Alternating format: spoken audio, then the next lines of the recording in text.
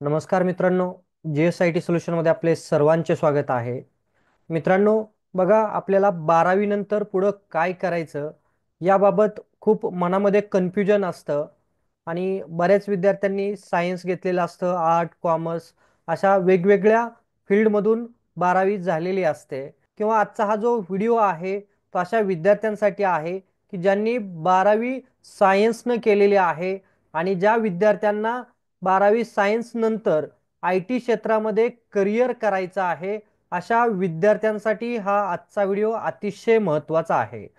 याच्यामध्ये आपण पाहणार आहोत की 12वी नंतर आपल्याला डेटा सायन्स करून BSc इन डेटा सायन्समध्ये ग्रॅज्युएशन घेऊन कशा पद्धतीनं IT मध्ये करिअर करता येतं, BSc इन डेटा सायन्समध्ये कोणकोणते विषय असतात, त्याच्यामध्ये टेक्निकल कोणकोणतं आपल्याला नॉलेज असणं आवश्यक असतं, त्याचबरोबर सॅलरी कशा पद्धतीनं मिळते आणि सर्वात महत्त्वाचं म्हणजे जॉब हा कोणत्या पोझिशनवरती मिळतो याबाबतची सविस्तर माहिती मित्रांनो तुम्हाला आपल्या या एकाच व्हिडिओमध्ये मिळणार आहे. त्यासाठी काय करायचं आहे, व्हिडिओ विदाउट स्किप करता शेवटपर्यंत पाहायचा आहे. म्हणजे तुम्हाला BSc इन डेटा सायन्समध्ये करिअर करायचं असेल तर कशा पद्धतीनं तुमचं करिअर घडू शकतं हे तुम्हाला आपल्या या एकाच व्हिडिओमधून समजणार आहे. मित्रांनो, व्हिडिओला सुरुवात करण्यापूर्वी तुम्ही अजूनपर्यंत जर आपल्या चॅनेलला सबस्क्राईब केलं नसेल तर प्लीज आपल्या चॅनेलला सबस्क्राईब करा, लाईक करा आणि सगळ्यात महत्त्वाचं म्हणजे बेल आयकॉनचं बटन क्लिक करा. म्हणजे असेच माहितीपूर्ण नवनवीन व्हिडिओ सर्वात अगोदर तुमच्यापर्यंत येऊन जातील. तर बघा, आपला जो कोर्स आहे हा कोर्स आहे BSc इन डेटा सायन्स. आलं का लक्षात? कोर्सचं नाव काय आहे आपल्या?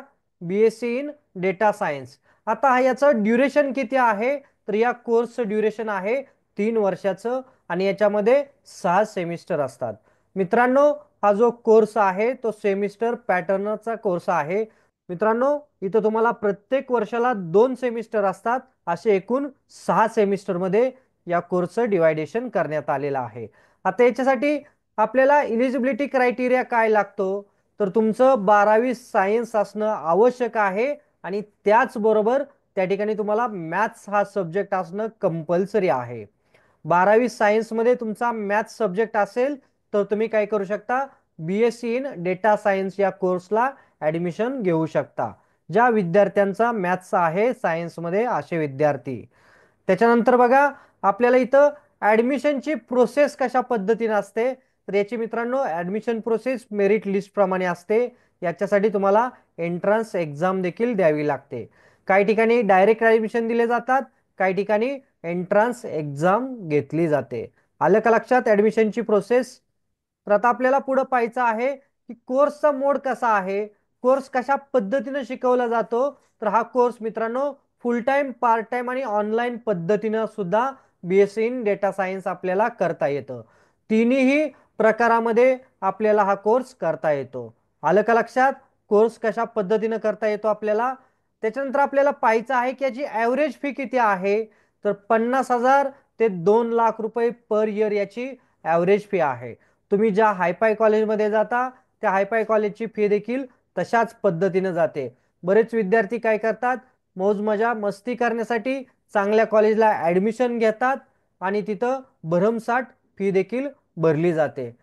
आणि काही विद्यार्थी कॉलेज मीडियम निवडतात, मन लावून अभ्यास करतात आणि ग्रॅज्युएशन झाल्यानंतर चांगल्या पॅकेजची त्यांना नोकरी देखील मिळत असते. त्यामुळे तुम्ही कोर्सला ॲडमिशन घेताना आपली आर्थिक परिस्थिती कशा पद्धतीची आहे ते पाहायचं आहे आणि त्याच पद्धतीनं त्या त्या कॉलेजला ॲडमिशन घ्यायचं आहे मित्रांनो. बघा, आता इथं आपल्याला कोर्स कंप्लीट झाल्यानंतर जॉब रोल काय असतो. सगळ्यात महत्त्वाचं आपल्याला कोर्स कंप्लीट झाल्यानंतर जॉब कशा पद्धतीने करावं लागतं किंवा त्या ठिकाणी आपलं डेझिग्नेशन काय असू शकतं. तर तुम्हाला तिथं बघा, कोर्स कंप्लीट झाल्यानंतर डेटा अनालिसिस्ट असेल, डेटा सायंटिस्ट, बिझनेस अनालिस्ट असेल, मशीन लर्निंग इंजिनियर असेल, या गोष्टी किंवा हे जे काही जॉब रोल आहेत ते तुम्हाला तिथं मिळत असतात. बघा मित्रांनो, कोणतीही ऑर्गनायझेशन झाली तर त्या ऑर्गनायझेशनसाठी डेटा हा अतिशय महत्त्वाचा असतो आणि त्या डेटावरती काम करून कंपनीला त्यांचं जे प्रोडक्शन आहे ते प्रोडक्शन एक्सपांड करायचं असतं.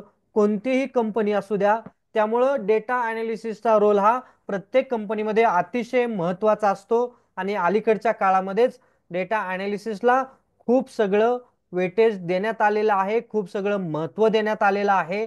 त्यामुळे जे विद्यार्थी याच्यामध्ये मन लावून अभ्यास करणार आहेत त्यांचं करिअर उज्ज्वल असणार आहे. त्याच्यानंतर आता आपल्याला इथं पाहायचं आहे की सब्जेक्ट कोणकोणते असतात, विषय कोणकोणते असतात. ज्या वेळेला आपण कोणत्याही कोर्सला ऍडमिशन घेतो त्यावेळेला या सगळ्या गोष्टी पाहणं आवश्यक असतं.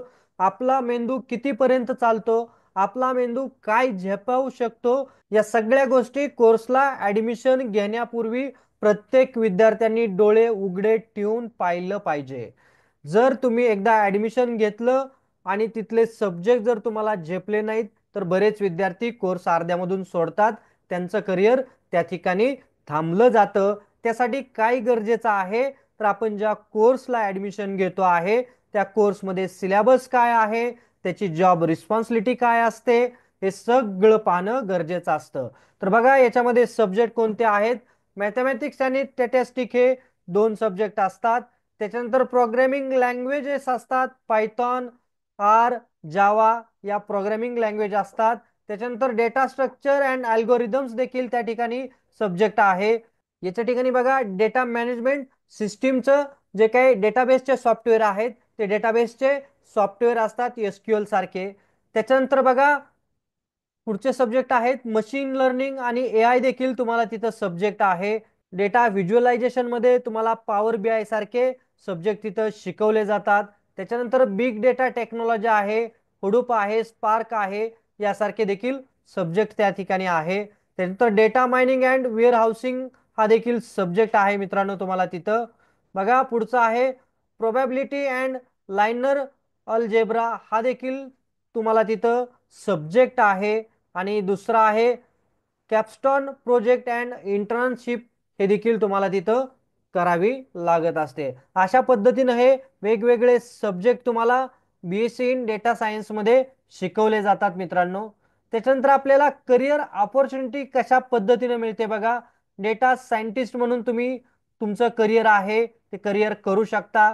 त्याच्यानंतर डेटा अनालिसिस्ट म्हणून तुमचं करिअर करू शकता, बिझनेस अनालिसिस्ट म्हणून करू शकता, मशीन लर्निंग इंजिनियर म्हणून करू शकता, आर्टिफिशियल इंटेलिजन्स स्पेशलिस्ट म्हणून तुम्ही तुमचं करिअर करू शकता, डेटा इंजिनियर देखील तुमचं तिथं करिअर करू शकता.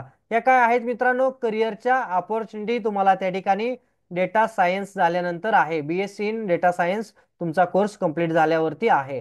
आता या कोर्ससाठी तुम्हाला रिक्वायर्ड स्किल कोणकोणते लागतात तर तुमच्याकडे अनालिटिकल थिंकिंग असणं अतिशय आवश्यक आहे. तुमच्याकडे थिंकिंग करण्याची जबरदस्त पॉवर असणं आवश्यक आहे. त्याच्यानंतर प्रोग्रामिंग लँग्वेज देखील तुम्हाला असणं अतिशय महत्त्वाचं आहे. Without programming language data science तुम्हाला करता येत नाही. त्यामुळं प्रोग्रामिंग लँग्वेजचं देखील नॉलेज असणं आवश्यक आहे. स्ट्रॉंग मॅथमॅटिक्स अँड स्टॅटिस्टिक तुमचं असलं पाहिजे. अजून एक महत्त्वाची गोष्ट आहे ही की तुमच्याकडे मॅथमॅटिक्स आणि स्टॅटिस्टिक्सचं स्ट्रॉंग नॉलेज असणं आवश्यक आहे आणि तुम्हाला प्रॉब्लेम सॉल्विंग जे आहे ते झटपट करता आले पाहिजेत. असे तुमच्याकडे हे जे काही चार महत्त्वाचे पिलर आहेत, जे काही चार महत्त्वाचे स्किल आहेत हे देखील असणं आवश्यक आहे. तर तुम्ही बीएससी इन डेटा सायन्स चांगल्या पद्धतीनं करून चांगल्या कंपनीमध्ये मोठं पॅकेज मिळवू शकता. तर मित्रांनो बघा अतिशय जबरदस्त कोर्स आहे. अलीकडच्या काळामध्ये या कोर्सला खूप मोठ्या प्रमाणावरती मागणी आहे. त्यासाठी काय करायचंय, ज्या विद्यार्थ्यांकडे आता मी ज्या काही गोष्टी सांगितल्या त्या सर्व गोष्टी असतील नक्कीच मित्रांनो काय करायचं आहे तुम्ही बीएससी इन डेटा सायन्सला ऍडमिशन घ्यायचं आहे. मित्रांनो तुम्हाला याबाबत आणखीन काही डिटेल माहिती आवश्यक असल्यास तुम्ही मला या व्हिडिओच्या कमेंट बॉक्समध्ये नक्कीच कमेंट करा. मी तुमच्या प्रत्येक प्रश्नाचं खात्रीशीर उत्तर देईन. तर मित्रांनो बघा तुम्ही अजूनपर्यंत जर आपल्या चॅनलला सबस्क्राईब केलं नसेल तर प्लीज आपल्या चॅनलला सबस्क्राईब करा, लाईक करा आणि सगळ्यात महत्त्वाचं म्हणजे बेल आयकॉनचं बटन क्लिक करा. म्हणजे असेच माहितीपूर्ण नवनवीन व्हिडिओ सर्वात अगोदर तुमच्यापर्यंत येऊन जातील. आणि भेटूया अशाच नव्या माहिती बरोबर. जय हिंद, जय महाराष्ट्र.